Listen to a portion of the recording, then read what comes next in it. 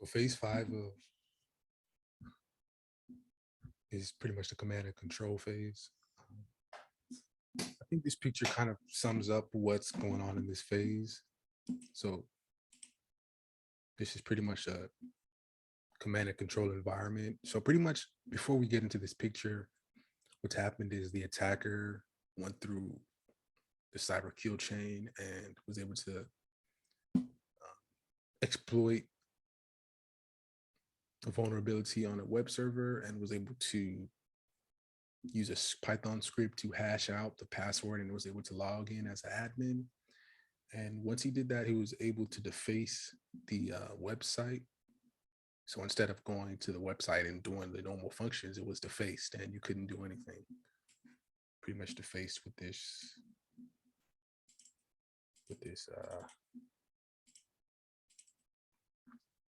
so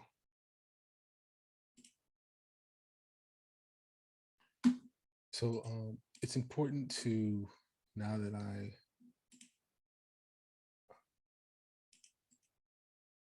we know that, it's good to also understand what phase, exactly what's going through the attacker's mind at this point. And right now, from what it looks like, we can see there is a device.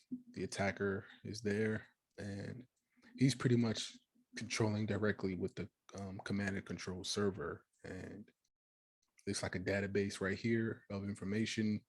So, and these are the computers that are pretty much infected. There's 4 computers here that are on the network that the attacker was able to find a vulnerability and exploit and get into the network. So now that he's there, the attacker wants to be able to get information from these computers and forward it to the command and control server. And it's a two-way thing. So not only is the attacker controlling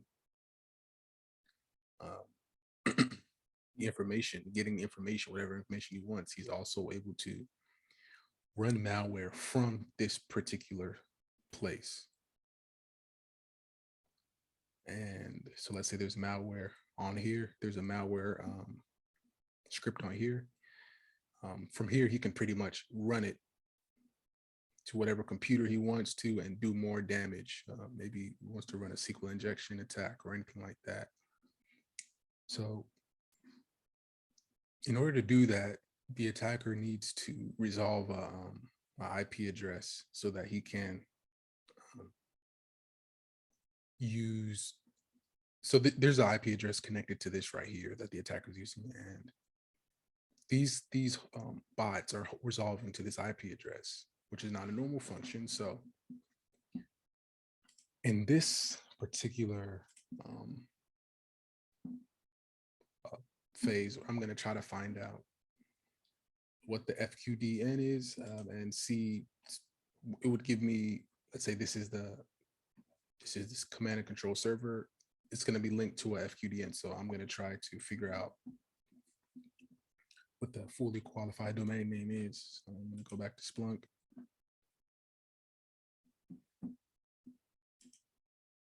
And continue with the index.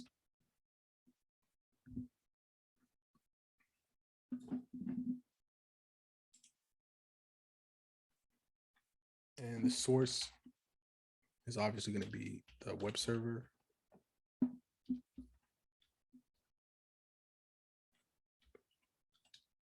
And the pretty much from the previous phases, I was able to discover that the way that the attacker was able to upload the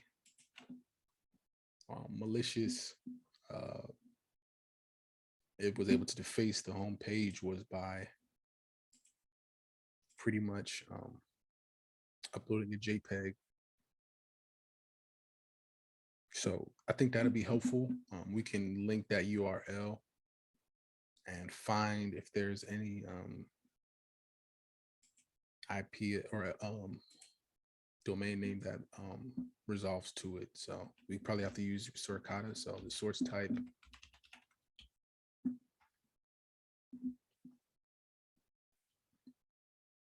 We'll do Suricata, which is our IDS.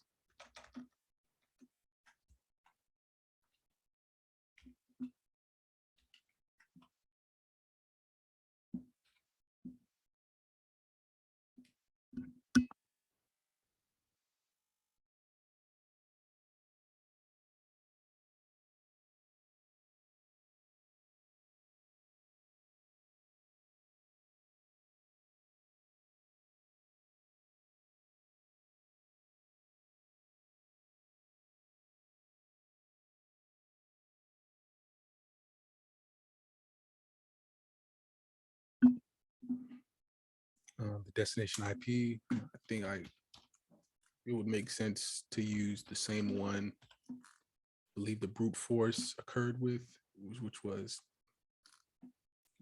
23.22.63.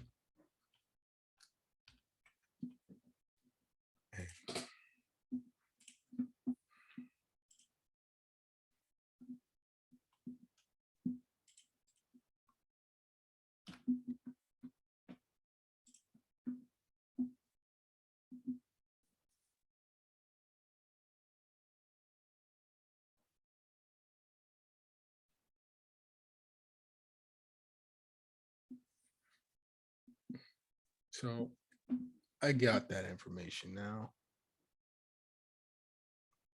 So Suricata is going to give us information so we can look for it. I'm going to look for URL. So I see.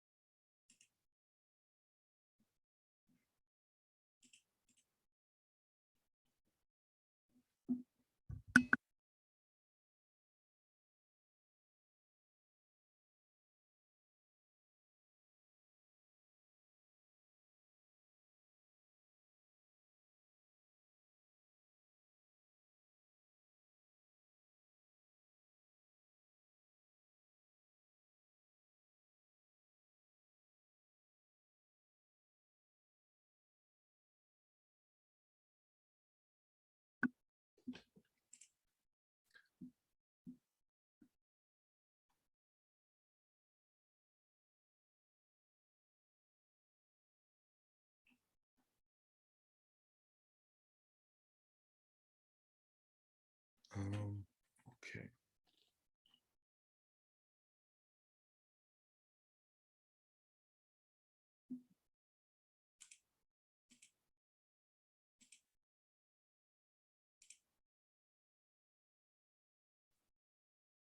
Something's going to give me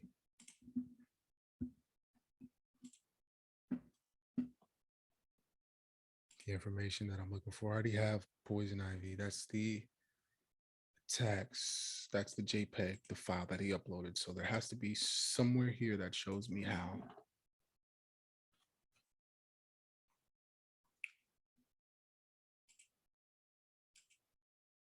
The domain name.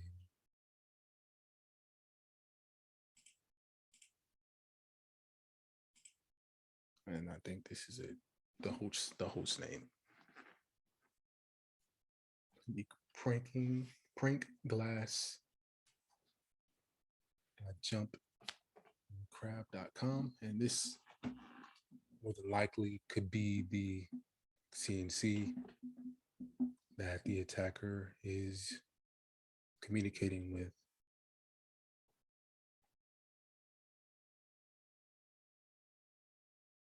So I can probably stream HTTP information from here. Let's take this out. I get that, and I pretty much want to confirm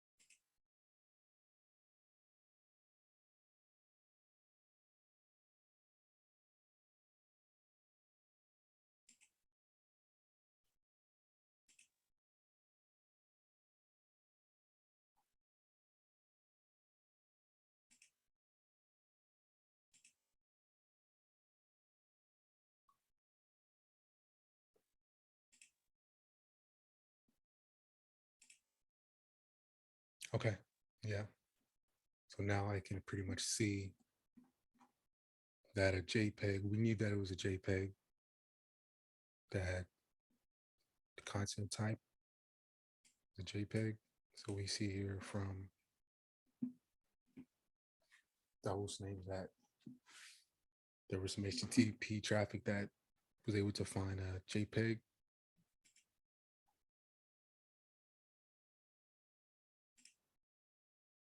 And we also see the HTTP URL,